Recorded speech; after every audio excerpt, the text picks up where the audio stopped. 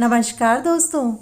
हिंदू धर्म ग्रंथों में कहा गया है कि सोमवार को अमावस्या बड़े ही भाग्य से पड़ती है। यदि किसी मास की अमावस्या सोमवार को हो तो उसे सोमवती अमावस्या कहा जाता है। हमारे ग्रंथों में उल्लेख मिलता है कि महाभारत काल में पांडव सोमवती अमावस्या पर गंगा स्नान और दान के लिए पूरा जीवन तरसते रहे थे, लेकिन उनके जीवन में सोमवती अमावस्या नहीं पड़ी। हिंदू पंचांग के अनुसार अमावस्या तो हर महीने आती है, लेकिन वह सोमवार के दिन पड़े यह दुर्लभ होता है। इस साल पौष महीने की अमावस्या सोमवार के दिन पड़ रही है। ज्योतिष शास्त्रों के अनुसार प्रत्येक अमावस्या को सूर्य और चंद्रमा एक सीध में स्थित रहते हैं। सोमवार का दिन चंद्रमा को समर्पित है, इसलिए सोमवती अमावस्या का दिन विशेष पुण्य फल देने वाला माना गया है। सोमवार का दिन भगवान महादेव का दिन माना जाता है। भगवान देवादिदेव भगवान शंकर ने चंद्रमा को अपने मस्तक पर धारण कर रखा है, इसलिए सोमवती अमावस्या पूर्ण रूप से भगवान शिव को समर्पित है। सोमवती अमावस्या के दिन मौन रह करके स्नान, ध्यान और दान करने से 1000 गायों के दान का पुण्य फल प्राप्त होता है। यदि इस दिन महिलाएं यह कार्य करती हैं तो उनके कुल का कल्याण होता है। धर्म ग्रंथों के अनुसार सोमवती अमावस्या का दिन पूर्वजों की आत्मा की तृप्ति के लिए श्राद्ध के कार्य को करने के लिए उपयुक्त माना गया है। काल सर्प दोष निवारण की पूजा करने के लिए भी इस दिन को उपयुक्त माना जाता है। सनातन पंचांग के अनुसार इस वर्ष 2024 पौष माह के कृष्ण पक्ष की अमावस्या तिथि 30 दिसंबर को सुबह 4:01 से शुरू होगी और इस तिथि की समाप्ति 31 दिसंबर को सुबह 3:56 पर होगी। उदया तिथि के अनुसार इस वर्ष की आखिरी अमावस्या 30 दिसंबर को मनाई जाएगी। आइए सुनते हैं सोमवती अमावस्या की कथा। एक साहूकार और साहूकारनी थे। उनके 7 बेटे बहू और एक बेटी थी। साहूकार के घर में एक साधु रोज भिक्षा लेने के लिए आया करता था। बहुएं उन्हें आटा डालती तो साधु आटा लेकर के उन्हें अमर सुहाग का आशीर्वाद दे देता। लेकिन जिस दिन बेटी आटा डालने आती तो साधु कहता सुहाग में खोट है। ऐसा करते करते बहुत से दिन बीत गए। एक दिन बेटी ने अपनी माँ को बताया कि जब साधु भिक्षा लेने के लिए आता है तो मैं उसे आटा डालती हूँ और मुझे वह इस प्रकार से कहता है कि तुम्हारे भाग में तो दुख लिखा हुआ है। यह सुनकर माँ साधु के पास गई और बोली, साधु महाराज, आप इसे बुरा आशीर्वाद क्यों देते हैं? तो साधु बोले, मैं बुरा नहीं बोलता हूँ बेटी, इसकी रेखाएं बता रही हैं कि जब इसका विवाह होगा और ये चौथे फेरे में विधवा हो जाएगी।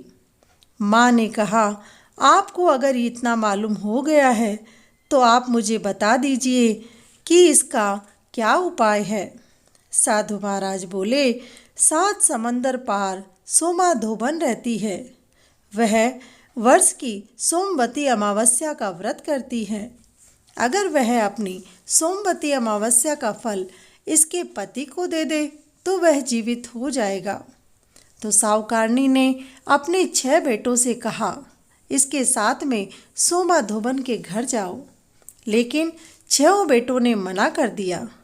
सबसे छोटे बेटे ने कहा, माँ, अपनी बहन के साथ मैं चला जाऊंगा। तब माँ ने दोनों भाई बहनों के लिए रोटी और चूरमा के लड्डू बांध दिए। दोनों भाई बहन सोमा धोबन के घर जाने के लिए निकल गए।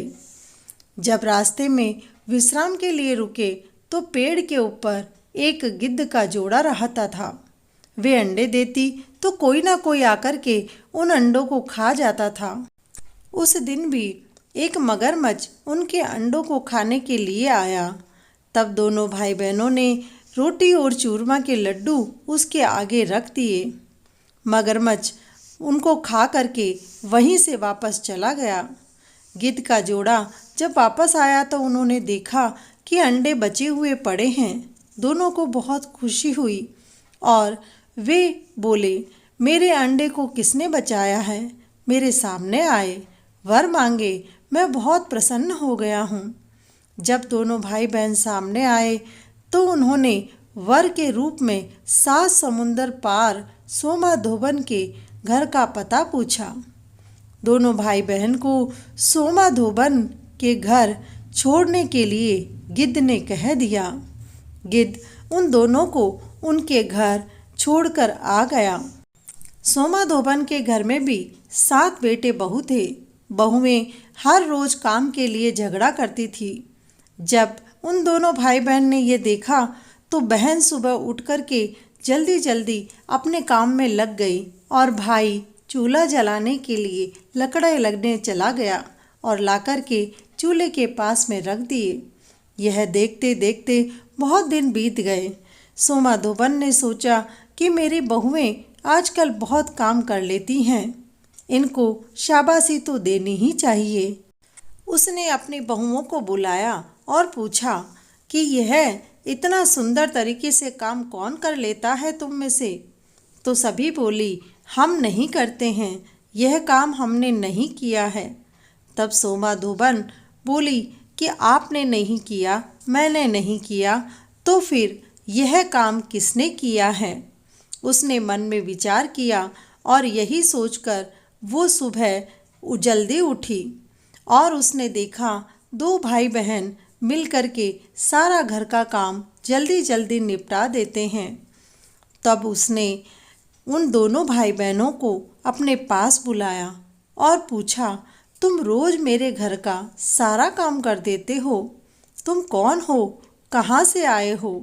दोनों भाई बहन ने कहा कि हम अपने दूर गांव से आए हैं, मेरी बहन का सगाई विवाह नहीं होता है, इसी कारण से हम आपके पास आए हैं। सोमाधोबन ने कहा कि तुम दोनों भाई बहन अपने घर जाओ, जिस दिन विवाह हो उस दिन मुझे संदेशा भेज देना। मैं अपनी सोमवती अमावस्या का फल इसके पति को दे दूंगी। जब उस साहूकार के बेटी के विवाह का संदेशा सोमाधोबन के पास पहुंचा तो उसने अपने घर वालों से कहा कि मेरे जाने के बाद यदि घर में कोई अपशकुन हो जाता है तो उस शरीर को जलाना मत।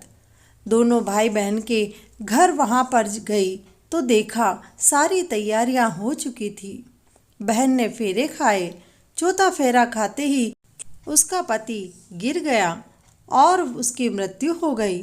सोमाधोबन को तो यह पता ही था, इसलिए वह जल्दी से आई और अपनी सोमवती अमावस्या का पुण्य उसे दे दिया।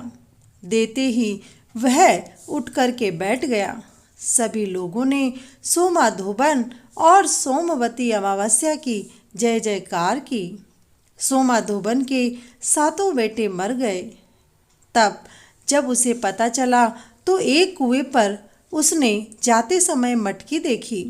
सोमाधोबन ने उस मटकी के 108 टुकड़े किए। सोमवती अमावस्या के नाम से उन टुकड़ों को अर्पित कर दिया। अर्पित करते ही उसके 7 बेटे वापस जीवित हो गए। दोस्तों, जो भी सोमवती अमावस्या बड़ी निष्ठा से करते हैं उन्हें कभी भी जीवन में विपदा नहीं सताती है। बोलो सोमवती अमावस्या की जय, भगवान शंकर की जय।